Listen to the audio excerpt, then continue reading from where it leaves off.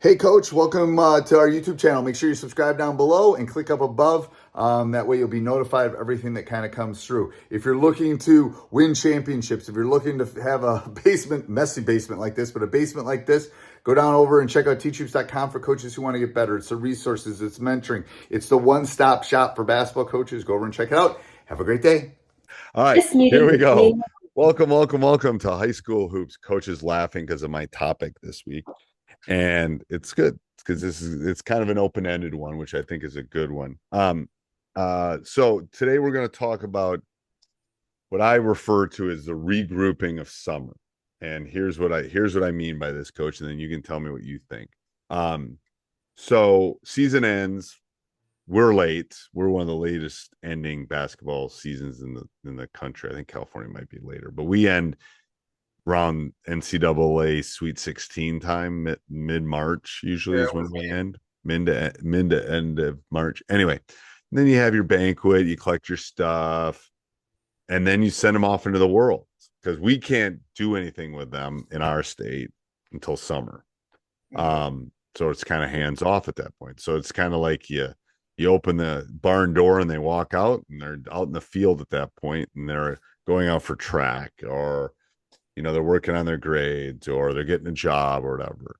And then I always find the regroup because you're this really close group that has spent all this time together since November. So you got November, December, January, February. You got almost 5 months, 4.5 months.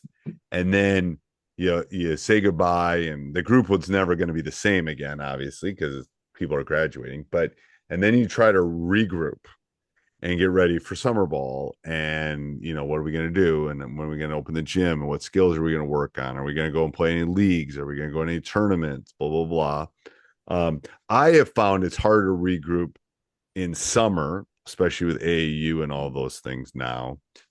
And it's easier to regroup, and I can't have contact in the fall, but easier to regroup them with open gyms and maybe have a parent do a couple fall leagues. I find it easier in the fall, and that's just right now because we don't have a lot of football players playing basketball. But the summer just seems hard to get them like, here we go, and here's what we need to do, and let's remember what happened at the end of last season. And last year's group was really good. My group was really good. We were 6th in our league in 3-point shooting. I said, if we're going to win next year, we got to be better. And we went to top of our league. So, because they put the time in. So I don't know. What's your thoughts on regrouping, Coach? I think it's important, like you said, like to have an idea of who you were the year before and who you're going to be the next year. Yes. And I think it's important it's an autopsy. I always say you got to do the autopsy on the last season. Take apart where to go wrong and where to go right. So we break that down, and then I think individually too, you need to hit each kid and be like, hey, you were 32% from three, and you took the most. Like, you need to either get better or stop. You were open because you're horrible. Yeah. There's a reason. Yeah. There's a reason you're open. And then give a kid a plan for this summer. This is how we're going to get you to where you need to go. Right. No. I do that. I mean, like, those are exit interviews that we can talk about. Yeah. That was going to be a different one that I want to do with you, but exit interviews. Yes, we should talk. We'll talk about exit interviews and kind of our autopsy and stuff. I think those are very important. Very important. I agree. Now you're giving a kid an actual plan from. You got to be brutally honest in those too. I agree. I find, and again, I do that and I give them those, but then to get them to come back, because they're really not a group yet, because who knows who's going to make the team or who's going to move. The seniors are leaving. So the seniors are like, we're out. Bye, guys. Gone. Yep. And you're trying to regroup, and who's your leaders now and who's going to help us get better. And then, you have new people coming in. It's a great thing about coaching, to be honest with you. It's because it's a great thing about teaching too. It's like you always get a new fresh group. There's always a new fresh group coming through. But they're really not a group at this point. They're not a team. They're a bunch of individuals that you got to. There's no leadership. There's no leadership. All your seniors are gone. So right. So I think, and we're not really allowed to have too much contact with them. So it's right. like you said, it's very much they're just free range athletes at that point. Yes, it's weird. It is weird how that works, and it's like that's where you find if you do have that leader and that regrouping. I mean, um, I would love to know what other people do too. If anyone's listening to this, I'd love to know how you regroup them. But and again, if it's a smaller town and they've grown up together, there's not such a big thing. But we're both in urban settings. Mm. It's just hard. They just so many things to do. And it's like, I mean, Oh yeah, and I might have kids that are moving. I don't know. right? They move in, they move out. All sorts of stuff happens. Well, sometimes I might have like a 6'5" center coming in that Ooh, I need to get his number somehow. right. Who's the tall kid walking down the hallway? But you're right, and so who? So maybe you put a kid in charge of. I usually try to do that. I try to get a parent to do some stuff too, even though we're out of season. You know, bring them over. You know, I'll bring them over. We're not having practice, so I can bring them over and grill out, and we can just get together. That's not a problem. But it's better when parents do that. Kind of just try to get the group together. You know, because it doesn't necessarily have to be about basketball. Because what happens is people figure out their spots in the world too. That's what happens when injuries happen. Is like people drop and go up and then go back down and all that kind of stuff, and it causes turmoil within community and culture. But I think it's something that high school coaches really have to think about in terms of how do you bring the group and make it cohesive legally, at least in our state, because you don't want to break the rules. It's hard. And here's another problem. Like, and I'm gonna blame the NBA for a second. I thought it would be really cool, like have the kids in June, school's ending, to do like an NBA finals, like beefsteak or something. It's too late. It starts at 9:15 at night. You can't, Right. you can't like do an event based around basketball at that point. No. No. Because that would be fun. The kids would show up. You could meet the families. You could meet the new kids, and that could be a whole thing. But it's too late. It's too late. It is too late. I know. Well, they're all about that.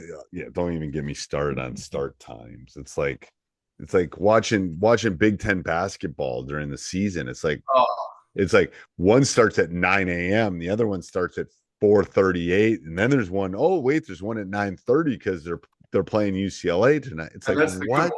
Yeah. It's like, how do I get I miss the routine of that. But anyway, but I think it's hard to get a basketball thing centered around it. But maybe if you can find a way to get your athletic department to do like, hey, it's the annual bowling get together towards the end of the year. Take them to Coney Island. Do people still do that? Take them to Coney Island. Do people go to Coney Island? No one goes to Coney Island? No, not really. Is that a tourist trap? Is that like Times Square tourist trap? Coney Island might be a little bit more dangerous than. Oh, really? Yeah. Wow. Be careful over Coney Island if you're going to go on a trip. Okay. I wasn't planning on going to Coney Island. Okay. I will never have to step foot in Times Square ever again. I've been Times Square, people, you leave it for the movies. You don't need to go to Times Square. Times Square is not New York. You don't need to be there. The only problem is like my wife likes to go to Broadway and plays. So you gotta sometimes go down there in that area. The area, yeah. But you don't need to go to Times Square to be there. No, never go to Times Square ever. Yeah. And don't talk to the characters that are dressed up as. Yeah. So we've agreed. No Times Square for getting our kids back together for the season to start. No Coney Island, no Times Square. Times Square, okay. No, but I've thought of taking them to my lake house or something. I don't know. I haven't fully fleshed it out. Thing. Have like a barbecue or something. Something like that. I think would be fun. But you got to do something to kind of regather because it's a brand new group. It's weird. It's always weird when I have the first meeting after the seniors go away. Well, they're feeling you out too because they think that you might miss the seniors so much. they think that like, oh, Right. And they're all thinking, how can I take that person's that's spot? exactly The it. 100% what they're thinking. Yeah. I know what they're thinking. It's like, all right, those two just graduated. Now there's that PT for me. And I know Coach loved him. Yeah, and then there's these other 2 or 3 guys that played a lot of minutes, so I can't take their minutes. But I mean, yes, it's all that stuff. It's crazy. So maybe it's more of just we're just starting a new ripping off the Band-Aid. No, you're starting a new family, basically. Yeah. And you can't let the seniors show up to it. They Nope. gotta be gone. It's and the weird thing, I always tell them this in January. I said, this is the only time this team is ever going to be together. Ever. Mhm. Like I mean, I've done this for 30 plus years. Every team is different. Every team is unique. Every team has a personality. Every team has its strengths and weaknesses. Every team. That's the great thing. I mean, scars, and that's why you can coach. That's why I see coaches can coach for as long, because it's like every class, every one of my classes, I teach 5 classes during the day. They all have personalities. Mhm. I mean, my first hour is literally comatose. I think they're half asleep. They don't, but I bet if I taught that class 6th hour later in the day, it would be different. It's different like kids. Yeah. different kids, different personality, maybe different time of the day. It's the same with the team. Everyone has. So I think part of regrouping for the summer is figuring out their personality, figuring out who they are going to be, what they're going to be, strengths, weaknesses, gaps, all that kind of stuff. I think is anyway. This was my topic, Coach, but because I've been thinking about it a lot. And what you're looking to get from them too, I think. Right. What can I expect?